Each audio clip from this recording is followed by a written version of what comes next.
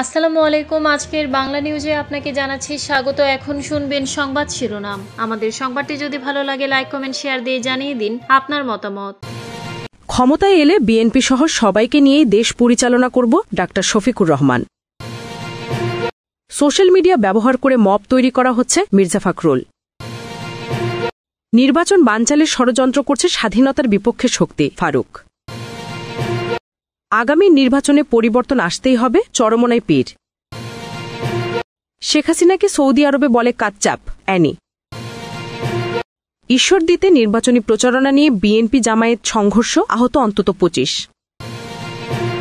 ক্ষমতায় এলে বিএনপি সহ সবাইকে নিয়ে দেশ পরিচালনা করব ডাক্তার শফিকুর রহমান। বাংলাদেশ জামায়াত ইসলামী আগামী নির্বাচনে নির্বাচিত হলে বিএনপি সহ ফ্যাসিবাদ বিরোধী সকল রাজনৈতিক দলকে নিয়ে সরকার গঠন করবে বলে অঙ্গীকার ব্যক্ত করেছেন দলটির আমির ডাক্তার শফিকুর রহমান। তিনি বলেন, ইনশাল্লাহ আমরা বিভক্ত জাতি আর দেখতে চাই না। জাতিকে যারা বিভক্ত করে তারা জাতির দুশ্মন। একই সঙ্গে তিনি দাবি করেন, জনগণের সম্পদ চুরি ও দুর্নীতির মতো অভিজ্ঞতা তার দলের নেই। শুক্রবার সকালে রাজধানীর ভাষণ টেক এলাকায় জামায়াতে ইসলামীর ঢাকা ১৭ আসন আয়োজিত এক যুব, ছাত্র ও নাগরিক গণসমাবেশে প্রধান অতিথির বক্তব্যে তিনি এসব বলেন। জামায়াত আমির বলেন, আগামী ফেব্রুয়ারিতে রোজার পূর্বে যে নির্বাচন ইনশাল্লাহ অনুষ্ঠিত হবে, সেই নির্বাচনে জনগণ যাদের কর্মসূচি সমর্থন করে, যাদের বক্তব্যে আস্থা রাখে, তাদের বাছাই করে নেবে। আমরা তাদের অভিনন্দন জানানোর জন্য এখন থেকে প্রস্তুতি নিচ্ছি। যদি আমাদের দলকে জনগণ বেছে নেয়, আমরা সকল রাজনৈতিক দল এবং শক্তিকে আহ্বান জানাবো। আপনারাও আমাদেরকে সমর্থন দেবেন, অভিনন্দন জানাবেন এবং আপনাদের সাথে নিয়েই আমরা দেশ করব ইনশাল্লাহ। ইনশাল্লাহ আমরা বিভক্ত জাতি আর দেখতে চাই না। জাতিকে যারা বিভক্ত করে তারা জাতির দুশ্মন।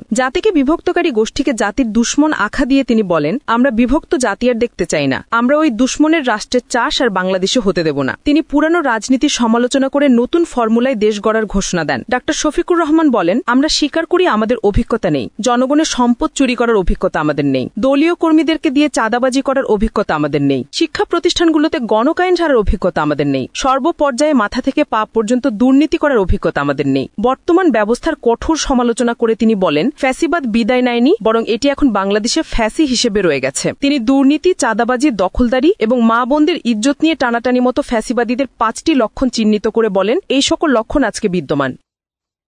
সোশ্যাল মিডিয়া ব্যবহার করে মব তৈরি করা হচ্ছে মির্জা ফখরুল। সোশ্যাল মিডিয়া এখন শুধু বাংলাদেশই নয়, সারা পৃথিবীতেই একটা বড় সংকট হয়ে দাঁড়িয়েছে বলে মন্তব্য করেছেন বিএনপির মহাসচিব মির্জা ফখরুল। এ প্রসঙ্গে তিনি বলেন, সোশ্যাল মিডিয়ায় কোনো দায়বদ্ধতা নেই। এখানে যা খুশি তা বলা যায়। এখানে রাজনৈতিক দল, রাজনৈতিক ব্যক্তিত্ব, সামাজিক ব্যক্তিত্ব কিংবা ব্যবসায়ীদের বিরুদ্ধে নেতিবাচক প্রচারণা চালানো হচ্ছে। নৈরাজ্য সৃষ্টি করার চেষ্টা চলছে। মব তৈরি করা হচ্ছে। এতে দেশের গণতান্ত্রিক যাত্রা বাধাগ্রস্ত হচ্ছে। শুক্রবার জাতীয় প্রেস ক্লাবে বাংলাদেশ ফেডারেল সাংবাদিক ইউনিয়নের দ্বিবার্ষিক কাউন্সিল ২০২৫-এর উদ্বোধনী অধিবেশনে মির্জা ফখরুল এই কথাগুলো বলেন। বিএনপির মহাসচিব বলেন, দুর্ভাগ্যজনকভাবে সোশ্যাল মিডিয়ায় এমনভাবে অপপ্রচার চালানো হয় যে মনে হয় এক ধরনের নৈরাজ্য সৃষ্টি করার চেষ্টা চলছে। মব তৈরি করা হচ্ছে। মানুষের বিরুদ্ধে মিথ্যা প্রচারণা করা হচ্ছে। একজন মানুষকে ভিন্নভাবে প্রচার করে তাকে হেয় করা হচ্ছে। এর ফলে আমাদের গণতান্ত্রিক যাত্রা বাধাগ্রস্ত হচ্ছে। অনুষ্ঠানে নির্বাচন ও মত প্রকাশের স্বাধীনতা নিয়ে কথা বলেন মির্জা ফখরুল। তিনি বলেন, আমরা সবাই অপেক্ষা করছি ফেব্রুয়ারি নির্বাচনের মধ্যে দিয়ে যেন গণতান্ত্রিক ব্যবস্থায় ফিরে যেতে পারি। তবে একই সঙ্গে মনে রাখতে হবে, গণতন্ত্রের মত প্রকাশের স্বাধীনতা অপরিহার্য।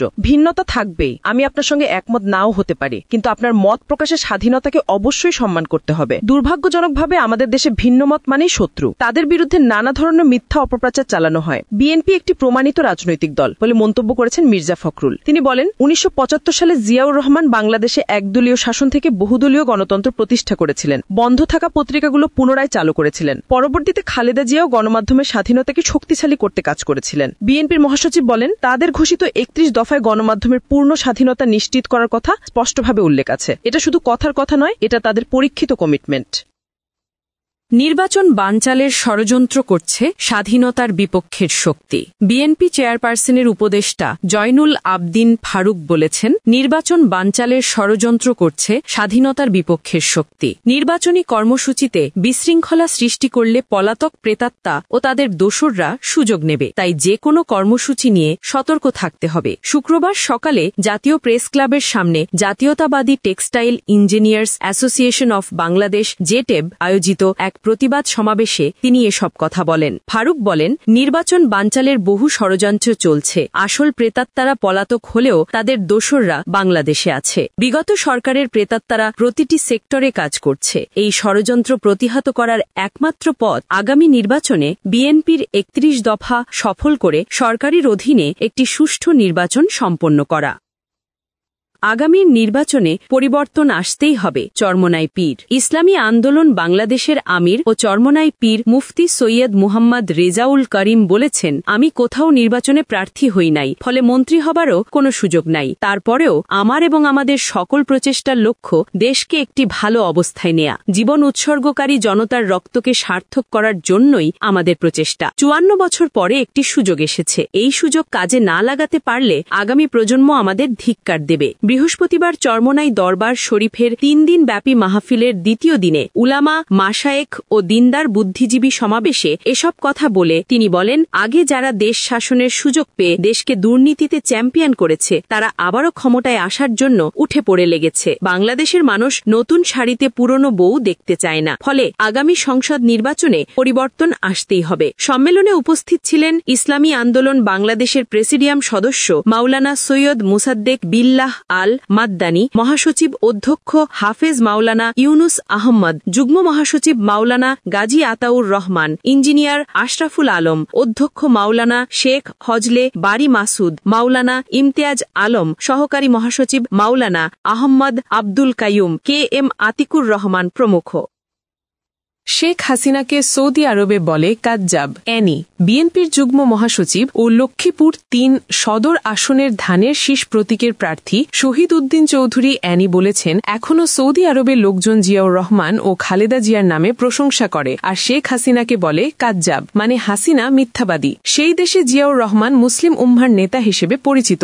দেশে বিদেশে জনপ্রিয় নেতা ছিলেন তিনি। অ্যানি বলেন, জিয়াউর রহমান মুক্তিযুদ্ধের নেতা, মুক্তিযোদ্ধাদের নেতা। রণাঙ্গনে অস্ত্র হাতে যুদ্ধ করে নেতৃত্ব দিয়েছেন বাংলার দামাল ছেলেদের নিয়ে। শুক্রবার দুপুরে লক্ষ্মীপুর সদর উপজেলার ভবানীগঞ্জ ডিগ্রি কলেজ মাঠে নারী ভোটারদের নিয়ে আয়োজিত উঠান বৈঠকে প্রধান অতিথির বক্তব্যে তিনি এসব কথা বলেন। অ্যানি বলেন, ছাত্র রাজনীতি করতে গিয়ে বহু জেল খেটেছি, আমার কপালে গুলি করেছে, আমার বাড়ি ভাঙচুর করেছে, আমার 2 ছেলের উপর অত্যাচার করছে, পুলিশ হামলা করেছে, আমার বাড়িতে গিয়ে গ্রেফতার করে পিটাইতে পিটাইতে থানায় নিয়েছে। এরপরও আমি মাথা নত করি নাই। আমি অন্যায়ের কাছে মাথা নত করার মতো লোক নই। এ সময় উপস্থিত ছিলেন জেলা বিএনপির সদস্য হাফিজুর রহমান, আবুল হাশেম, সদর পূর্ব উপজেলা বিএনপি সভাপতি মাইনুদ্দিন চৌধুরী রিয়াজ, জেলা অলিমা দলের সভাপতি শাহ মোহাম্মদ ইমরান, জেলা মহিলা দলের সভাপতি সাবেরা আনোয়ার, সাধারণ সম্পাদক ফাতেমা আক্তার সুমি ভুইয়া প্রমুখ।